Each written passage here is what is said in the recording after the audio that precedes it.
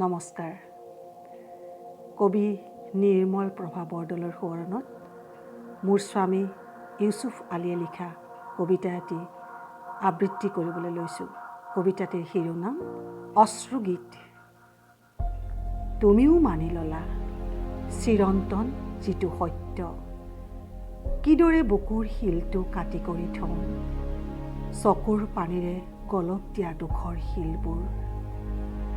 তৰাৰ দেশত এতিয়া তুমি গুণগুণোৱানে সেউজীয়া গান?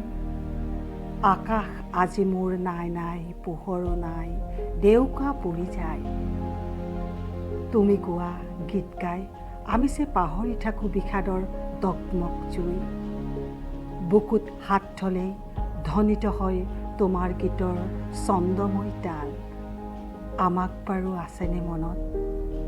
পাহৰা নাই আমি যে তোমাক, ৰাখিছোঁ সদায়, ৰাখিম চিৰদিন চিৰকাল। ধন্যবাদ।